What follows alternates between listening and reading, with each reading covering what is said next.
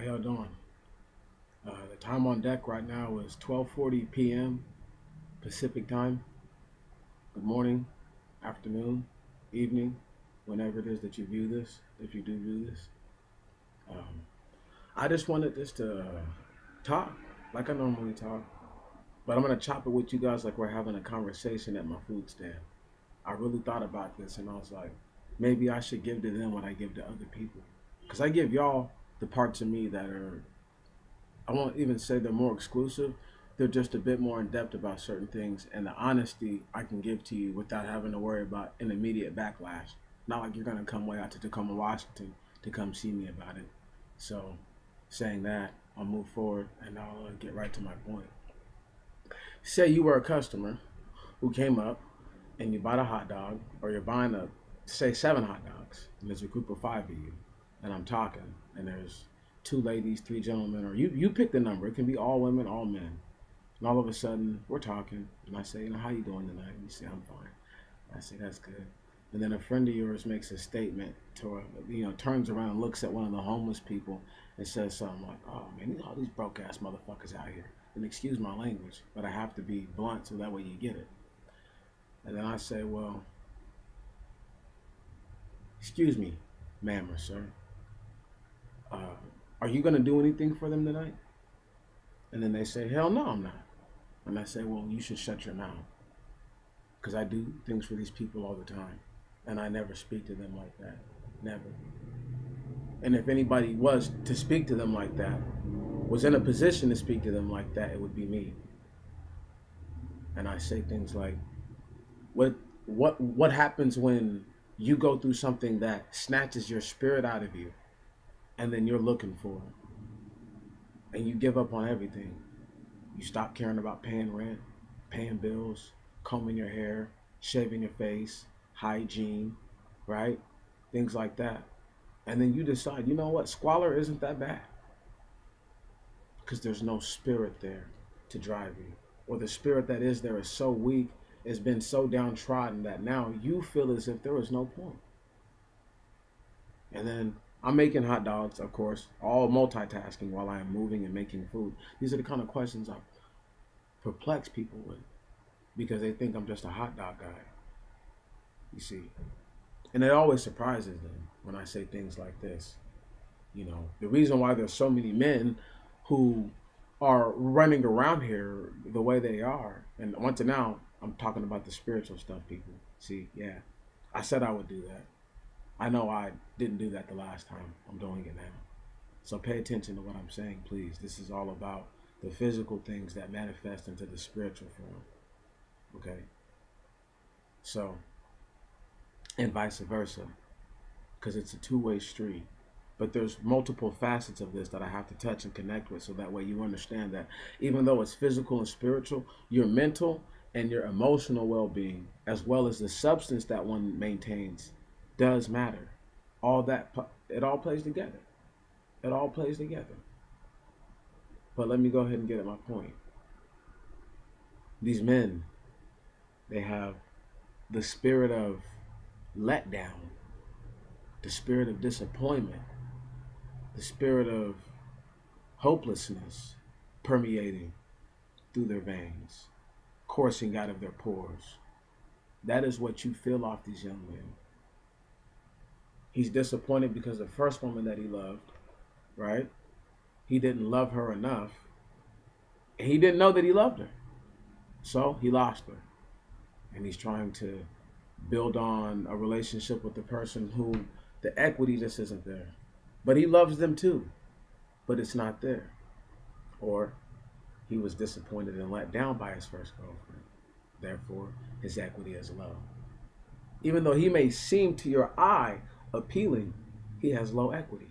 The reason for his low equity is because his disbelief in a person to commit the way that he'll commit. And he sees the same thing happen perpetually. So therefore, he does not believe.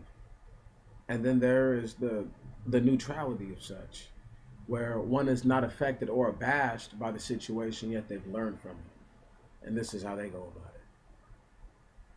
So the spirit of disappointment, young men, that has taken you over, and I really mean young black men, See, the problem with the young black man is not that he is just wayward.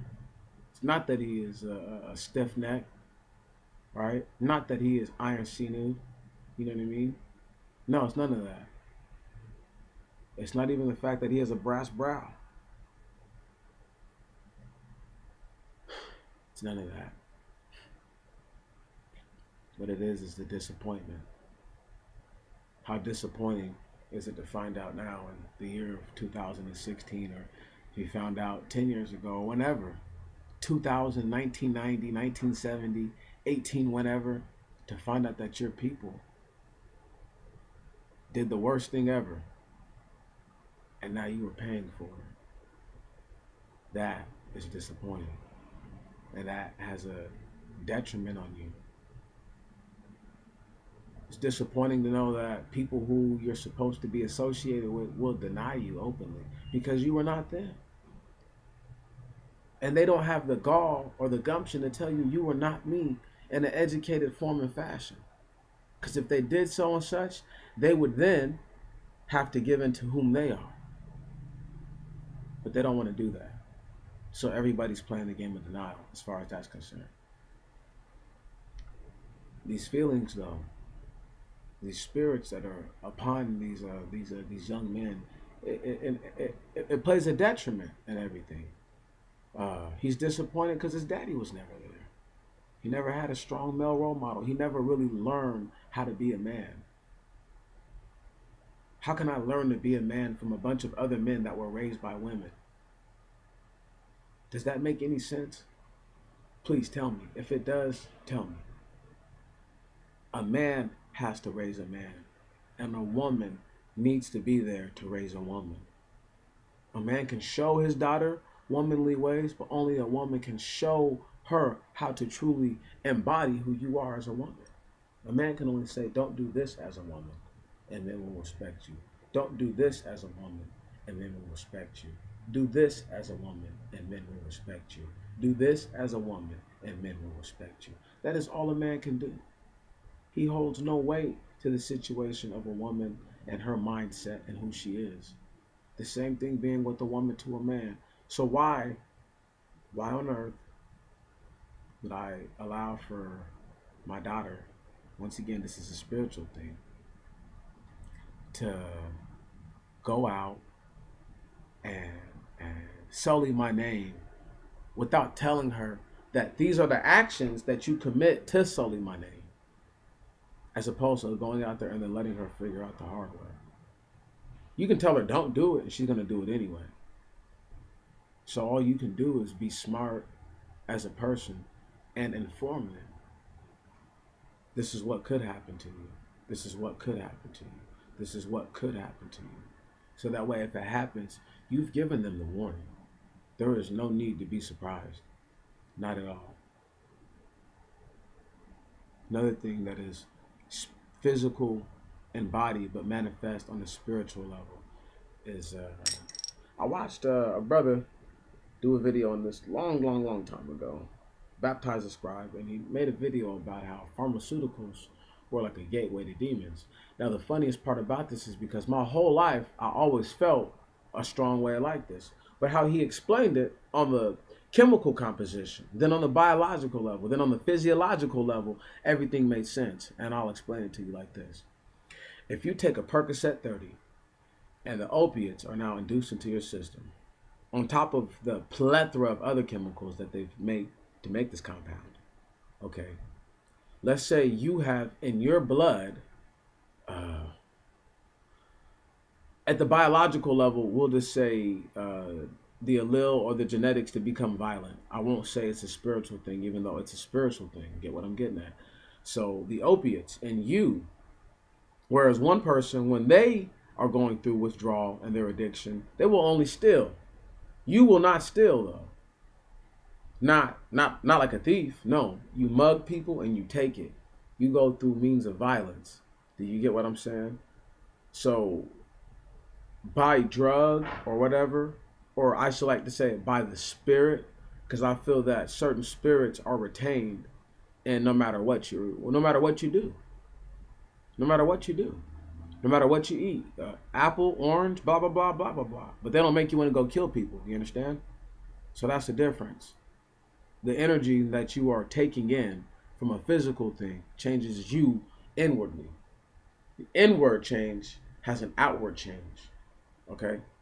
So, saying all that, the inward change from the Percocet, from the Dilaudid, from the DMT, from the Molly, from any kind of designer drug you can think of, pretty much anything that actually changes you that you cannot go without.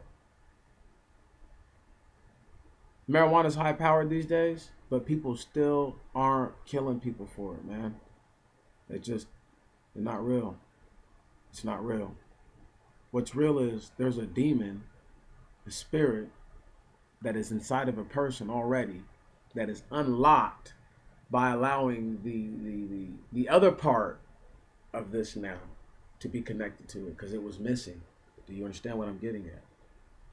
Did any of you know that when you eat food, in particular, your mind, your brain has the same chemical disposition that it does whenever you induce drugs or alcohol into it? Did you know that? Okay, so saying that, food changes just who you are just as much as anything else. You literally are who and what you eat. Yes, I say who because the animal had to have been somebody, right? Or something, right? So who and what you eat. Anyhow, uh, I don't know how to tell y'all other than breathing and dirty air could unlock something inside of you that you didn't know was there. Because the chemicals, quote unquote, the energy, all right, cannot be seen. You guys need to look into this. All right, this is another thing I got from a few of my creative brothers. I heard this a long time ago, and then I had it reiterated about 8 months ago by another brother. The human eye can only see one spectrum. Okay, who knows how many spectrums there really are? But I'll give you an example of a few: ultraviolet, violet, infrared, thermal, night vision. You see what I'm saying? There's 5 different visions just right there. Could you imagine if your eyes could see every single one of those visions like that at one time, let alone being able to isolate each vision per?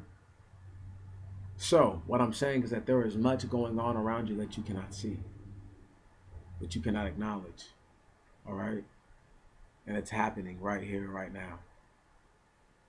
So, when I say when you breathe in the air, you didn't just breathe in the air, you breathed in everything that was there. And I know it's hard to take in because this is on a spiritual level, and a lot of us are used to what we can see and prove right in front of us. The only way I could say the for sure change of spirit from physical is think about a person you see who is walking and they're talking to themselves and they're touching all on themselves and all that, right? How many demons do you think they can see now? Huh? Because people always say, I seen the demons, or I seen the this, I seen the that. That's all I'm saying. Right. Who knows how many different spectrums they're able to witness right now. This is why they encourage you to sleep, you see. When you stay up, they say that you've been hallucinating, but I don't believe it's a hallucination of the mind. I believe it's a breakdown of the filter, all right, of only seeing in the one spectrum. That breaks down, you get to start seeing things that you claim are not there or people claim are not there. You're seeing different spectra, friend. They cannot see the spectrum because they are not tuned in to that level yet. Have you ever wondered why you can't hallucinate after being freshly rested, but you stay up for a whole day and a half and see what happens? Right.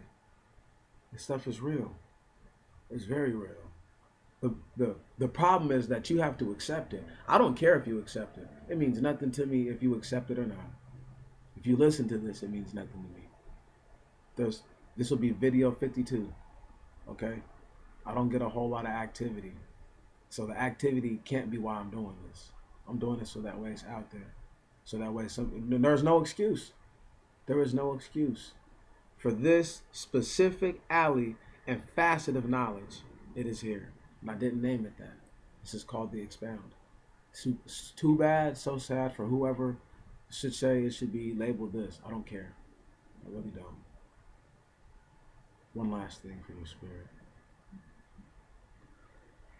This entity, the power, the force that is called God, uh, the conscious, magnetic, omnipresent force that it is, it's very real.